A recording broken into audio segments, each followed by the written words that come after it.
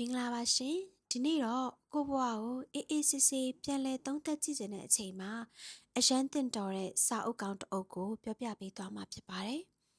စာအုပ်နာမည်က Things You Can See Only When You Slow Down လို့ခေါ်ပြီးတော့စာရေးဆရာကတော့ကိုရီးယားဖုန်းတော်ကြီး Haemin Sunim ပါစာအုပ်ကိုမြန်မာလိုပြောရမယ်ဆိုရင်ဘဝကိုဖြည်းဖြည်းရှောက်မှမြင်နိုင်တဲ့အရာများလို့ပြောလို့ရပါတယ်ဒီစာအုပ်က motivational ပေးတဲ့စာအုပ်တစ်အုပ်မျိုးလည်းမဟုတ်ပါဘူး။အော်ဟစ်ပြီးတော့ပိုစူးစမ်းပါလို့ပြောနေတဲ့စာအုပ်လည်းမဟုတ်ပါဘူး။အဲ့ဒီစာ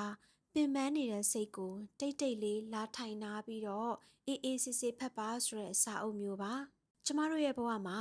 အလုပ်တွေလူမှုရေးတွေ social media တွေ competition တွေကြားထဲမှာအမြဲပြေးနေကြရင်နဲ့ကိုတကယ်ပြောနေလားဆိုတာတော့မသိရတဲ့အချိန်တွေရှိတတ်ပါတယ်။ဒီစာအုပ်ကတော့ခဏလေးဖြည်းဖြည်းသွားကြည့်ပါဦးလို့ပြောပြနေတဲ့စာအုပ်တစ်အုပ်ပါ Chapter 1 Rest အနားယူခြင်းစာအုပ်ရဲ့ပထမဦးဆုံးအကြောင်းအရာက Rest ပါစာရေးဆရာ Haemin Sunim ကပြောထားပါတယ်ကဘာကြီးကမမြန်ပါဘူးခမရဲ့စိတ်ကမြန်နေတာပါတဲ့ဒီစကားကအယမ်းနဲ့နေပါတယ်တခါတလေကျမတို့ပင်ပန်းနေရတာကအလုံများလို့မဟုတ်ဘဲစိတ်ကအမြဲအပြေးပြေးအလွာလွာဖြစ်နေကြလို့ပါဥမာနေနဲ့ပြောရရင်အလုတ်လုံနေရင်လည်းမနှက်ဖြန်အတွက်တွေးပြီးတော့စိတ်ပူတယ်အနားယူနေရင်လည်းအလုံးမလုပ်ဘူးဆိုပြီးတော့ကို guilty ဖြစ်တယ်အားမလို့အားမရတွေဖြစ်လာတယ်ပေါ့နော်ခီးသွားနေတယ်အပျော်ခီးသွားတဲ့အချိန်မှာတော့မှပဲကျမတို့ကဝင်လာတဲ့စာတွေကိုစစ်နေတယ်ကျမတို့ခန္ဓာကိုယ်ကအနားယူနေပေမဲ့လည်းစိတ်ကမနာရဘူးပေါ့ရှင်စာရေးသူကပြောထားပါတယ်တကယ်အနားယူခြင်းဆိုတာဘာမှမလုပ်ဘဲနေတာမဟုတ်ဘဲကိုယ်စိတ်ကိုပြန်လဲတိတ်ဆိတ်ခွင့်ပေးထားတာပါတဲ့တခါတလေမှာပြတင်းပေါင်နားမှာထိုင်ပြီးတော့မိုးကောင်းကင်ကိုကြည်တာပန်းမင်လေးတွေကိုကြည်တာ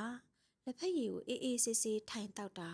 ဖုန်းမကင်မဲနဲ့ခဏလေးတွေးချင်ရတွေးငေးချင်ရငေးနေတာမျိုးပေါ့ရှင်ဒီလိုအချိန်တွေကအကျိုးမရှိတဲ့အချိန်တွေမဟုတ်ပါဘူးဒါတွေကကိုယ်စိတ်ကိုပြန်အသက်ရှူခွင့်ပေးနေတဲ့အချိန်တွေပါ Chapter 2 Mindfulness လက်ရှိအချိန်ကိုသိရှိခံစားရအောင်နေထိုင်ခြင်းဒီ chapter မှာစာရေးသူက mindfulness အကြောင်းကိုပြောပြပေးထားပါတယ် mindfulness ဆိုတာ meditation တရားပဲထိုင်ရမယ်လို့ဆိုလိုတာမဟုတ်ပါဘူးလက်ရှိအချိန်မှာကိုယ်စိတ်ကဘယ်နေရာမှာရှိနေလဲဘာကိုအာရုံစိုက်နေလဲဆိုတာသိရှိအောင်ကြိုးစားနေထိုင်ခြင်းပါကျမတို့လူအများစုကထမင်းစားနေရင်အစားတောက်တစ်ခုခုစားနေရင်လည်းဖုန်းကိုပဲကြည့်နေတယ် TV ကြည့်နေတယ်လမ်းလျှောက်နေရင်လည်းအနာဂတ်ကိုစဉ်းစားပြီးတော့စိတ်ပူပန်နေရတယ်တငယ်ချင်းနဲ့ထိုင်ပြီးတော့စကားပြောနေတဲ့အချိန်မှာတော့အလုပ်အတွက်ဝင်လာတဲ့ email တွေဖုန်းကဝင်လာတဲ့ notification တွေကိုစစ်နေကြတယ်ခန္ဓာကိုယ်ကဒီနေရာမှာရှိနေပေမဲ့လည်းစိတ်ကအခြားနေရာကိုရောက်နေတယ်လို့ဆိုလိုချင်တာပေါ့ရှင်စာရေးဆရာကပြောထားပါတယ်ပျော်ရွှင်မှုဆိုတာကြီးကျယ်ခမ်းနားတဲ့အရာတွေကြီးကျယ်ခမ်းနားတဲ့အချိန်တွေမှာပဲရှိနေတာမဟုတ်ပါဘူးလက်ရှိအချိန်မိမိရဲ့အတွင်းစိတ်ထဲမှာပဲရှိနေပါတယ်တဲ့မနက်ခင်းနေရောင်ခြည်လေးဝင်လာတဲ့အချိန်မှာကော်ဖီရဲ့ရနံ့လေးမိုးရွာနေတဲ့အတန်တိုက်ခတ်လာတဲ့လေရဲ့အေးမြမှုအိမ်တထောင်တနေရာမှာရှိတဲ့နှွေးထွေးတဲ့ထိုင်ကုန်လေးဒီလိုတာမန်အခိုက်အတန့်လေးတွေကိုပဲသတိထားကြည့်တဲ့အခါဘဝအေးချမ်းပြီးတော့ပျော်ရွှင်လာတတ်ပါတယ်ရှင် Chapter 3 Relationship လူမှုဆက်ဆံရေးဒီစာအုပ်မှာ relationship အကြောင်းကိုလည်းနူးနူးညံ့ညံ့ရေးပြပေးထားပါတယ်စာရေးသူကပြောပါတယ်လူတွေကိုနားလည်ခြင်းတဲ့အခါမှာအနိုင်ယူဖို့မကြိုးစားဘဲနားထောင်ပေးဖို့ပဲကြိုးစားပါတဲ့တခါတလေကျမတို့တွေကမိတ်ဆွေတွေနဲ့စကားပြောတဲ့အခါကျမတို့ကနားထောင်နေပေမဲ့တကယ်နားထောင်နေရမဟုတ်ပါဘူးကိုပြန်ပြောရမယ့်စကားကိုပဲအမြဲစဉ်းစားနေတတ်ကြပါတယ်ဒါကြောင့် relationship တွေကပိုပြီးတော့ဝေးသွားတတ်ပါတယ်လူတစ်ယောက်ကိုငါနင်ပြောနေရကိုနားထောင်ပေးနေရဲဆိုတဲ့ခံစားချက်ပေးလိုက်နိုင်ခြင်းကကျမတို့ပေးနိုင်တဲ့အကြီးမားဆုံးအကျဉ်းတရားတစ်ခုပါစာရေးသူကနောက်တစ်ခုပြောထားတာကတခြားသူစီကချစ်ချင်းမြတ်တာမရခင်မှာကိုအရင်နူးညံ့ဖို့လိုတယ်တဲ့ကိုအမြဲအပြစ်မြင်နေတဲ့သူကတခြားသူရဲ့ချစ်ချင်းကိုလည်းလက်ခံဖို့ခက်ပါတယ်ဒါကြောင့်တခါတလေမှာကိုရှင်အရန်ပင်ပန်းခဲ့တာပဲလို့ပြောပေးဖို့လိုပါတယ် Chapter 4 Love ချစ်ချင်းမြတ်တာဒီ chapter ကအရန်လှပပါတယ်စာရေးဆရာပြောထားပါတယ် Love is not about possession တဲ့ချစ်ချင်းမြတ်တာဆိုတာပိုင်ဆိုင်ဖို့ကြိုးစားခြင်းမဟုတ်ပါဘူးကိုကတစုံတစ်ယောက်ကိုတကယ်ချစ်တယ်ဆိုရင်သူ့ကိုစိတ်ဆန္ဒအလျောက်ထိန်းချုပ်တာထက်သူတကယ်ဖြစ်ချင်တဲ့လူတစ်ယောက်ဖြစ်လာနိုင်မှုအတွက်ကိုဘက်ကထောက်ပံ့ပေးတာ space တစ်ခုပေးထားတာမျိုးဆိုလိုတာပါအချစ်ဆိုတဲ့နာမည်ကိုအသုံးပြုပြီးတော့ကြီးကြီးကျယ်ကျယ်တွေလုပ်ပြပေးဖို့မလိုပါဘူးအရန်ပင်ပန်းနဲ့နေတနေ့အပြီးမှာအချစ်နင်းပင်ပန်းသွားပြီလားလို့မေးပေးတာသူကြိုက်တဲ့မုန့်လေးတွေဝယ်လာပေးတာဟင်းချက်ကျွေးတာနေဝင်ချိန်လေးတွေအတူတူထိုင်ကြည့်ကြတာတချင်းတူနားထောင်တာ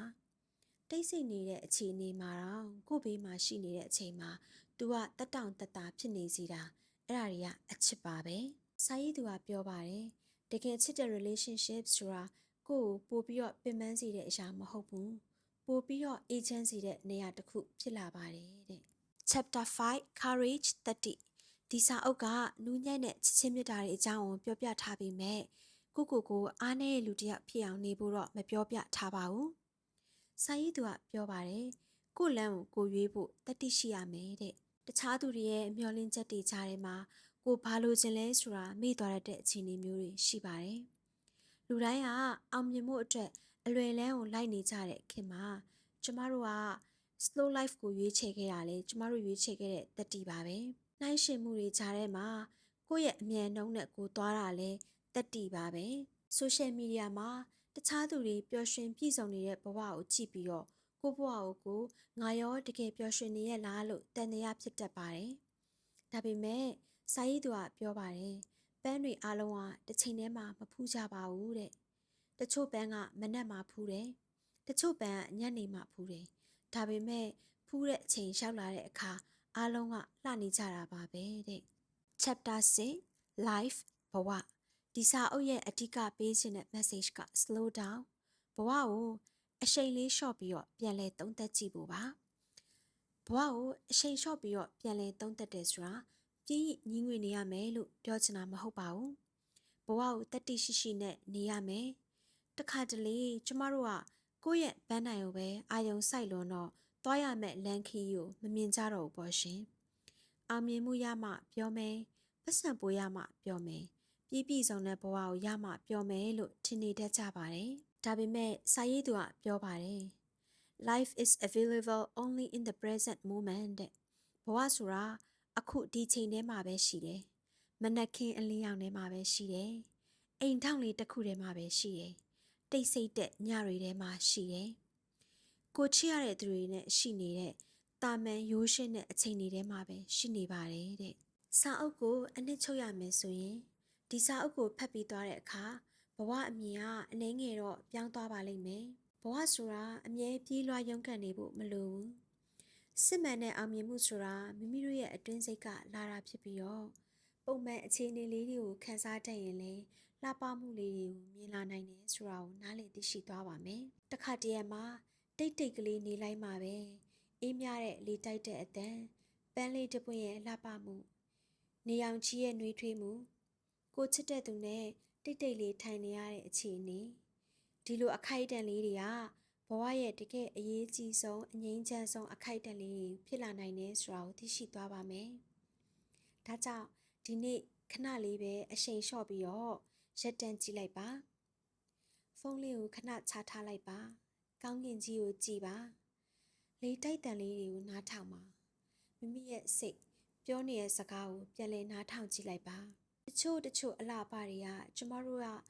ဖြည်းဖြည်းသွားမှပဲမြင်ရပါတယ်ကျမတို့ရဲ့ဘဝအရမ်းမြန်နေတာမဟုတ်ဘူးကျမတို့ရဲ့စိတ်ကပဲမြန်လွန်းနေတာပါဆိုတဲ့စာစုလေးနဲ့ပဲကျမဒီနေ့နှုတ်ဆက်စကားဆိုလိုက်ပါတယ်နောက်ပတ်ဒီမှာလည်းတခြားစာအုပ်တွေနဲ့ပြန်တွေ့ကြမယ်နော်ကျေးဇူးတင်ပါတယ်ရှင်